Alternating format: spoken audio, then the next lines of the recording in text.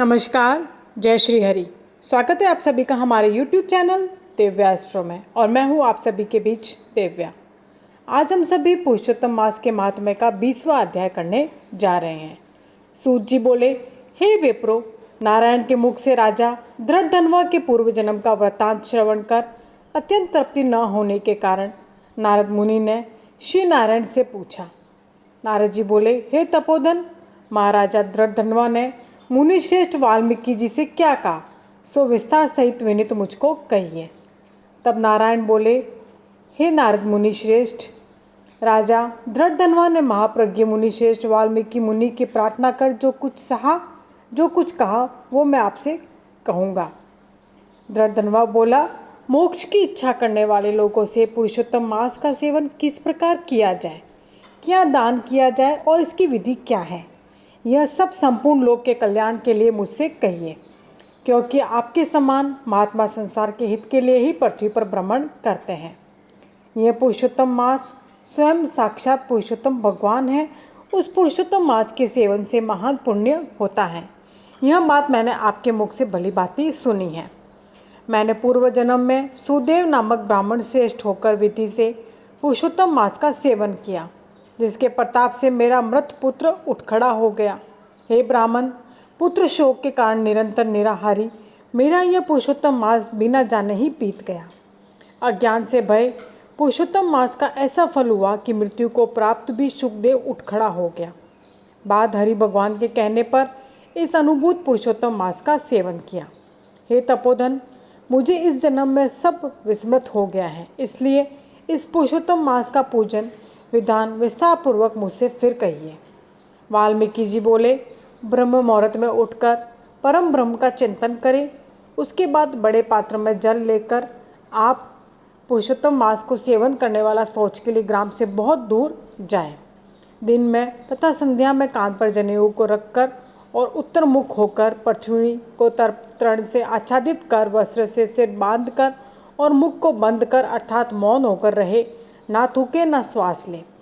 इस तरह मलमूत्र का त्याग करें और यदि रात्रि हो तो दक्षिण मुख होकर मलमूत्र का त्याग करें और मूत्रेंद्रिय को पकड़कर उठें। शुद्ध मिट्टी को ले आलस्य छोड़कर दुर्गंध दूर करने के लिए मृत्तिका से शुद्धि करें। लिंग में 1 बार, गुदा में 5 बार, बाएं हाथ में 3 बार, दोनों हाथों में 10 बार मिट्टी लगावे, दोनों पैरों में 14 बार लगावे। यह ग्रस्त आश्रमी को सोच कहा है। इस तरह सोच कर मिट्टी और जल से पैर और हाथ धोकर दूसरा कार्य करें। तीर्थ में सोच न करें, तीर्थ से जल निकाल कर सोच करें। 2 हाथ जल वाले घड़े को छोड़कर यदि अनुद्रत जल में अर्थात तीर्थ में सोच करें तो बाद तीर्थ की शुद्धि करें, अन्यथा तीर्थ अशुद्ध हो जाता है। इस प्रकार पुरुषोत्तम का उत्तम व्रत करने वाला सोच करे। तदंतर 16 कुल्ला अथवा 12 कुल्ला करें। मूत्र का त्याग करने के बाद 8 अथवा 4 कुल्ला ग्रस्त करें।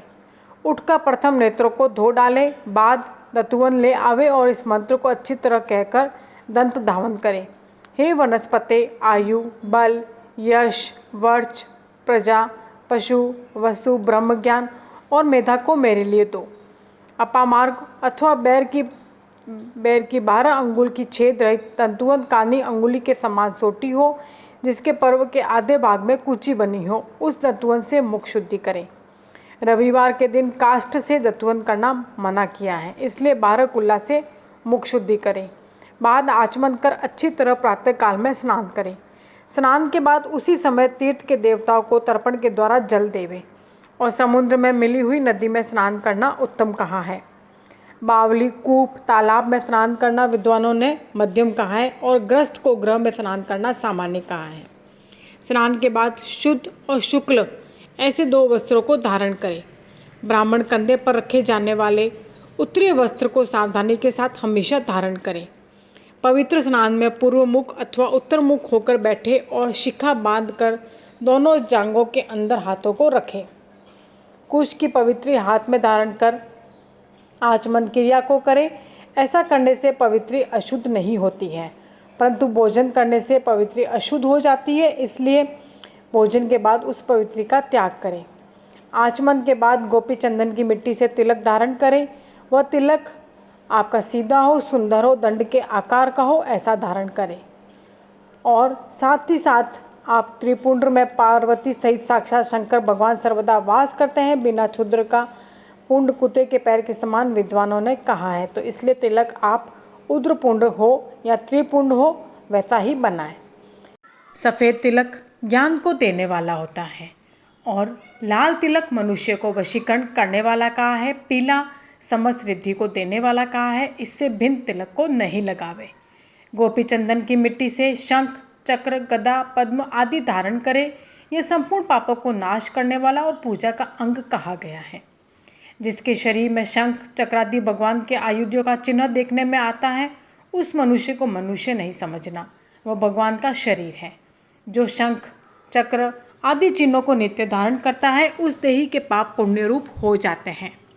नारायण के आयुधों से जिसका शरीर चिन्हित रहता है, उसका कोटि कोटि पाप होने पर भी यमराज क्या कर सकता है।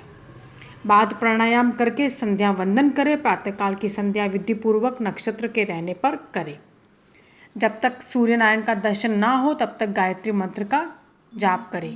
जो द्विज ब्राह्मण क्षत्रिय और वैश्य श्रद्धा के साथ संध्या करता है, उसको तीनों लोक में कुछ भी दुष्पर्याय नहीं है। दिन के आदि भाग प्रातःकाल में होने वाले कृत्यों को कहा। इस प्रकार प्रातःकाल की नित्य क्रिया को करके हरि भगवान की पूजा को करे।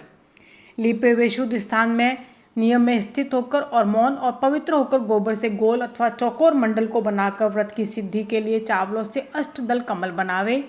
बाद सुवर्ण चांदी तांबा अथवा मिट्टी का मजबूत और नवीन छिद्र रहित शुद्ध कलश को उस मंडल के ऊपर स्थापित करे और उस कलश में शुद्ध तीर्थों से लावे कल्याणप्रद जल को भरकर कलश के मुख में विष्णु, कंठ में रुद्र भगवान अच्छी तरह वास करते हैं। उसके मूल में ब्रह्मा जी स्थित रहते हैं। मध्य भाग में मातृगण कहे गए हैं। कोक में समुद्र और 7 द्वीप वाली वसुंधरा ऋग्वेद यजुर्वेद सामवेद अर्थवेद व्याकरण आदि अंगों के साथ सब कलश में स्थित हो। इस प्रकार कलश को स्थापित करके उसमें तीर्थों का आह्वान करें। गंगा गोदावरी कावेरी और सरस्वती मेरी शांति के लिए तथा पापों के नाश करने के हेतु आवे। तदंतर उस कलश का मंत्र पाठ पूर्वक गंध अक्षत नैवेद्य और उस काल में होने वाले पुष्प आदि उपचारों से पूजन करके उसके ऊपर पीले वस्त्र से लपेटा हुआ तांबे का पात्र स्थापित करे। उस पात्र के ऊपर राधा के साथ हरि की मूर्ति को स्थापित करे। राधा के सहित सुवर्ण की पुरुषोत्तम भगवान की प्रतिमा बनावे और भक्ति में तत्पर होकर विधि के साथ उस प्रतिमा की पूजा करे। पुरुषोत्तम मास के पुरुषोत्तम देवता हैं। पुरुषोत्तम मास के आने पर उनकी पूजा करनी चाहिए। जो इस संसार सागर में डूबे हुए को उबारता है, उसकी इस लोक में भी मृत्यु धर्म वाला कौन मनुष्य पूजा नहीं करता है। ग्राम फिर मिलते हैं, धन फिर मिलता है, पुत्र फिर मिलते हैं, ग्रह फिर मिलता है, शुभ अशुभ कर्म फिर मिलते हैं, परंतु शरीर फिर नहीं मिलता है। उस शरीर की रक्षा धर्म के लिए और धर्म की रक्षा ज्ञान के लिए हुआ करती है और ज्ञान से मोक्ष सुलभ हुआ करता है। इसलिए धर्म को करना चाहिए। देह रूप वृक्ष का फल सनातन धर्म कहा गया है। जो शरीर धर्म से रहित है वह बांझ वृक्ष के समान निष्फल है। सहायता के लिए न माता कही गई है, न स्त्री पुरुष पुत्र आदि कहे गए हैं, तथा न पिता न सहोदर भाई न धन कहे गए हैं। केवल धर्म ही उसका प्रधान कारण कहा गया है। वृद्धावस्था सिंहिनी के समान भय देने वाली है और रोग शत्रु के समान पीड़ा देने वाले हैं। फूटे हुए बर्तन से जल गिरने के समान आयु प्रतिदिन क्षीण होती रहती है। जल के तरंग के समान चंचल लक्ष्मी, पुष्प के समान क्षण मात्र में मुरझाने वाली युवा अवस्था, स्वप्न के राज्य सुख के समान संसार के विषय सुख प्रवृत्ति सब निरर्थक है।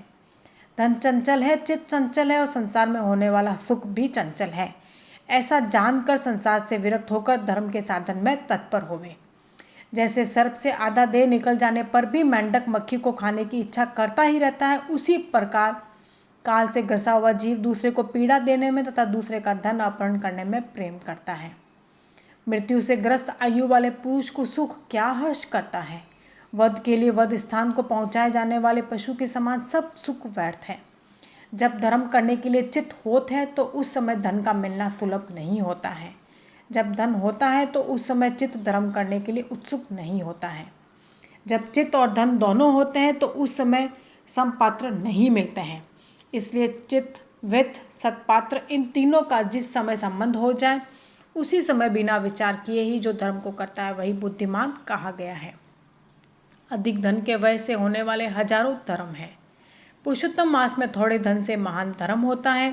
स्नान, दान और कथा में विष्णु भगवान का स्मरण करना तना भी उत्तम धर्म यदि किया जाए तो वह महान भय से रक्षा करता है। जिस प्रकार गंगा ही तीर्थ है, कामदेव ही धनुषधारी है, विद्या ही धन है और गुण ही रूप है, उसी तरह संपूर्ण महीनों में उत्तम पुरुषोत्तम मास साक्षात पुरुषोत्तम ही है।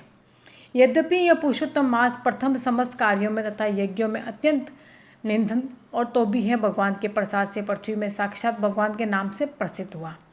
जिस प्रकार हाथी के पैर में सब प्राणियों के पैर लीन हो जाते हैं, उसी तरह समस्त धर्म और कला समस्त पुरुषोत्तम में विलीन हो जाते हैं। जिस प्रकार और नदियों की तुलना गंगा के समान नहीं की जा सकती, कल्प वृक्ष के समान अन्य समस्त वृक्ष नहीं कहे जा सकते हैं, चिंतामणि के समान दूसरे रत्न पृथ्वी में नहीं हो सकते, कामधेनु के समान दूसरी गौ नहीं हो सकती, राजा के समान दूसरे पुरुष नहीं हो सकते, वेदों के समान समस्त शास्त्र नहीं होते, उसी प्रकार समस्त पुण्यकाल इस पुरुषोत्तम मास के पुण्यकाल के समान नहीं हो सकते। वेदों के समान समस्त शास्त्र जिस प्रकार नहीं कहे जाते हैं, उसी प्रकार से किसी भी मास के समान पुरुषोत्तम मास सबसे उत्तम होता है और उनकी बराबरी इस पुरुषोत्तम मास से नहीं है। शास्त्र को जानने वाला कुशल शुद्ध वैष्णव सत्यवादी और विप्र आचार्य को बुलाकर उसके द्वारा पुरुषोत्तम की पूजा करें। अंतकरण में होने वाले मोह, काम, क्रोध, लोभ, मद, मात्सर्य आदि रूप बड़ी बड़ी मछलियों से पूर्ण अत्यंत गंभीर वेग वाले इस संसार रूप सागर को पार करने की इच्छा करता है, वह इस भारतवर्ष में आदि देवता पुरुषोत्तम भगवान का अच्छी तरह पूजन करे। इस प्रकार पुरुषोत्तम मास का 20वां अध्याय पूर्ण हुआ। यदि आज का मेरा यह वीडियो आपको पसंद आया हो तो वीडियो को लाइक ज़रूर कीजिएगा। चैनल पर पहली बार आए हैं तो चैनल को सब्सक्राइब करके बेल आइकन भी ज़रूर प्रेस कीजिएगा। धन्यवाद।